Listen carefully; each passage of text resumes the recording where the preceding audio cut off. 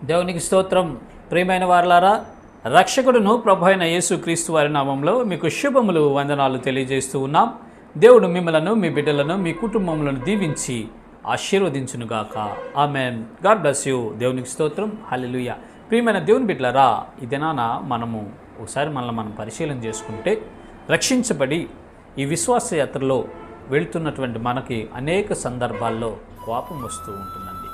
అనేక సందర్భాల్లో మన ఇంట్లో వాళ్ళే, మనకు తెలిసిన వారు, మన భార్య కావచ్చు, మన బిడ్డలు కావచ్చు, మన భర్త కావచ్చు, ఎవరైనా కావచ్చు, మనకి కోపాన్ని తెప్పిస్తారు.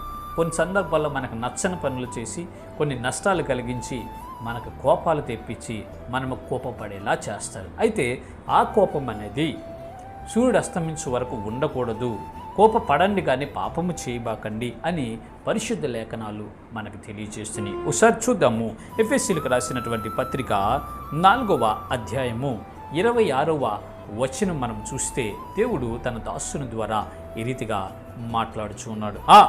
కోపపడుడు గాని పాపము చేయకుడి, సూర్యుడు అస్తమించు వరకు మీ కోపము నిలిచి ఉండకూడదు. దేవునికి స్తోత్రం. హల్లెలూయా. ప్రియమైన దేవుని బిడ్డలారా, మీరు కోపపడుతూ ఉన్నారు, కోపపడతారు, ఖచ్చితంగా కోపం వస్తుంది మీకు.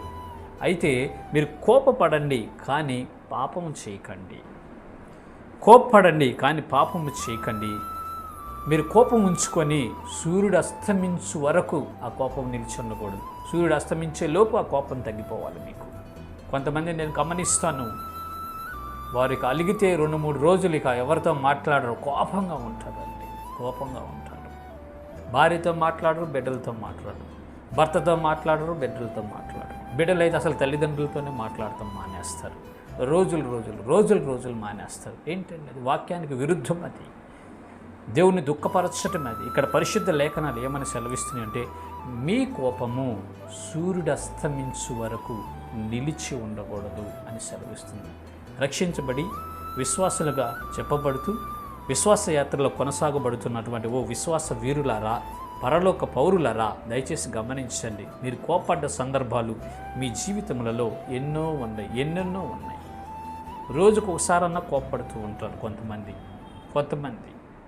ఆ కోపం అనేది సూర్యుడు అస్తమించు వరకు మాత్రమే ఉండాలి, తర్వాత ఉండకూడదు, తీసేసుకోవాలి. ఎందుకంటే మనము దేవుని బిడ్డలము, దేవుని సంబంధులము, క్రీస్తులోనికి బాప్తిస్మం పొందిన మనము క్రీస్తును ధరించుకున్నాము కనుక కామ, క్రోధ, లోభ, మోహ, మదమాత్సరములను విసర్జించిన వారిపై ఆయన గుణ లక్షణాలు కలిగి మనం జీవించాలి. ప్రియమైన దేవుని బిడ్డలారా, దయచేసి గమనించండి. కోపపడుడి గాని పాపము చేయకుడి.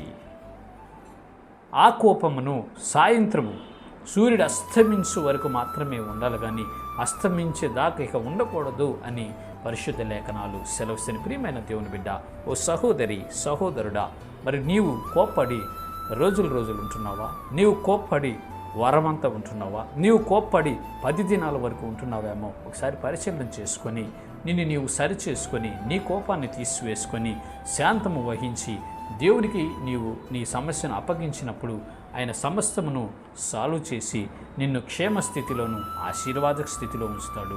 ఇటు కృప దేవుడు మనందరికీ కలుగు చేయనుగాక. ఆమెన్. God bless you. దేవునికి స్తోత్రం. హల్లెలూయా.